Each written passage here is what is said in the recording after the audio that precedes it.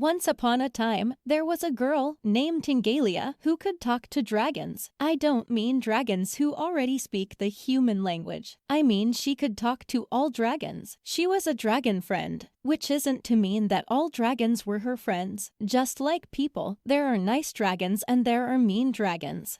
One of the very nicest dragons was Tingalia's best friend, a moon dragon named Nightlight, because she cast soft light in the darkness so people could see. Nightlight was a shy dragon. Fortunately, her breath weapon was a beam of moonlight that could travel up to half a mile away to light someone's path. As Tingalia and Nightlight flew over the Whimsy Woods, they spotted a familiar figure, Sir Andrew Scalesley. The Dragon Knight stood in a clearing, looking up at the sky. Tingalia and Nightlight landed in the clearing to make sure that Sir Scalesley was all right. "Only troublemakers travel these woods at night," said the stern Sir Scalesley. "Does that include you?" I asked Tingalia. Then she giggled. Nightlight batted her eyes and hid her head behind Tingalia.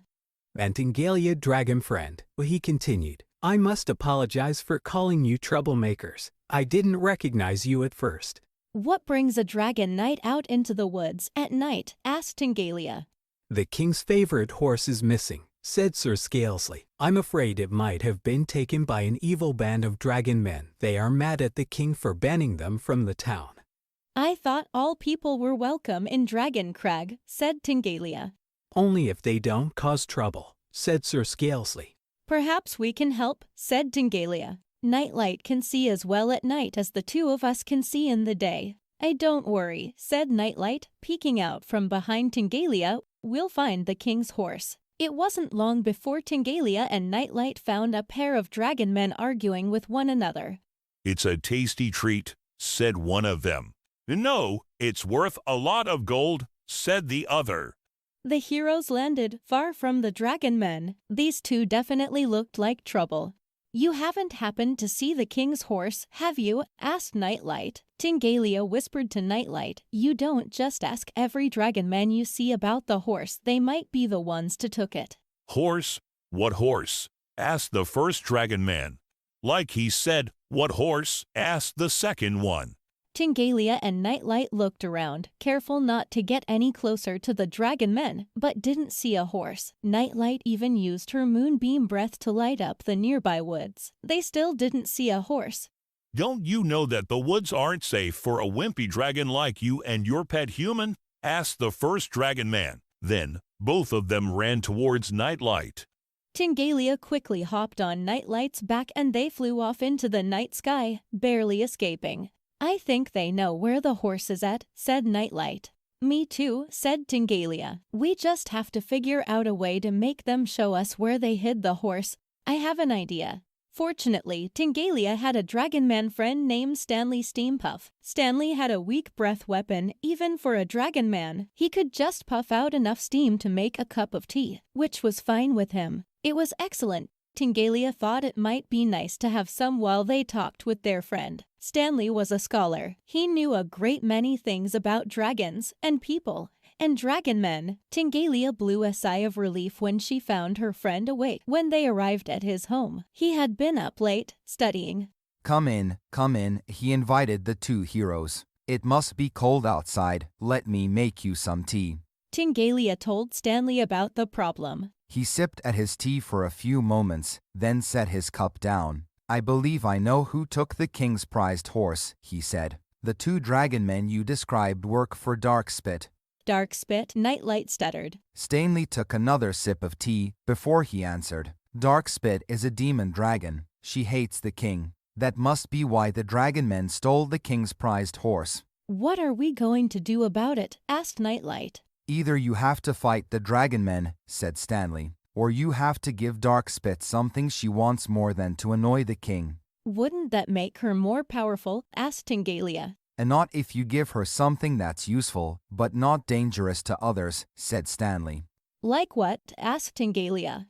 "Draconic healing crystals," said Stanley. "Offer to trade them to Stink and Stank in exchange for the horse. Stink and Stank are the names of her dragon man bullies that you spoke with. Tell them that Darkspit will reward them greatly for the gems. I know the dragon who guards the gems for the king, and he happens to owe me a favor. Tell him that in exchange for the very smallest of the gems, his debt to me would be paid in full, and also tell him he should come for tea someday. It's been such a long time since we had a nice visit. Tingalia and Nightlight finished their cups of tea and flew to the far side of Whimsy Woods, where the Cave of Draconian Healing Crystals was located. Nightlight's wings ached from all the flapping they did. The two of them sat down in front of the cave and cautiously went inside. There they met Glitterous Draconus Protectus. Who dares tread on my turf? Growled Glitterous. Visitors are not welcome here. Tingalia cleared her throat, working up the courage to speak. Stanley Steampuff sent us. Nightlight hid behind Tingalia, doing her best not to be noticed by one of the biggest dragons she had ever seen. Steampuff, snorted Glitterous.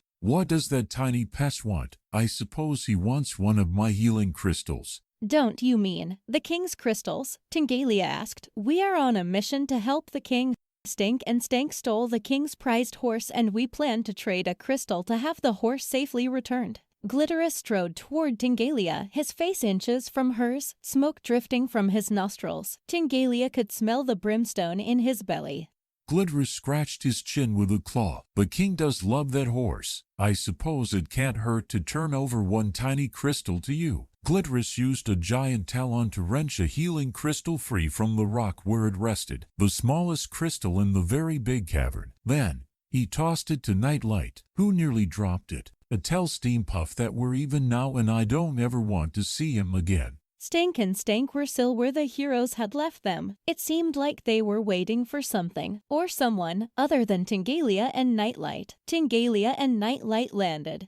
Now we can finish what we started earlier. Yay, dinner! We can fly off before you reach us, said Tingalia, but we have something you might want to hear. What's that? Asked Stink. We want to make a trade for the king's horse. Like we said before, said Stink, we don't have no horse. And if we did, said Stink, what makes you think you have anything we want? Because, said Tingalia, I know your boss would love one of the draconian healing crystals. It would be much more useful to her than a silly horse. Imagine what your reward would be if you gave her one of these. The two dragon men whispered to one another, glancing over at Tingalia with greedy, mischievous looks in their eyes. All right, said Stink, but you better not trick us. I will go get the horse, said Stink. Nightlight leaned in close to Tingalia and whispered, I thought they didn't have the king's horse. Both of them giggled. It took a few minutes before Stank returned, leading the most magnificent horse Tingalia had ever seen. A horse that could only belong to the king. But just then, a screechy voice sounded from out of nowhere. Dark Spit appeared in a puff of black smoke. I have a better idea. I will keep the crystal and take the horse as well. All of a sudden, Tingalia couldn't move her feet. The dragon men hissed with excitement. Go get that crystal, said Dark Spit. And make sure you hurt those fools while you do it. Ho, we're in trouble, said Nightlight. Use your breath weapon, Tingalia said in a voice so low that only Nightlight could hear her. It won't hurt them, said Nightlight. In fact, it won't even blind them, it will just let them see better on their way to give us a beating. Not on them, said Tingalia. Dark Spit's magic orb.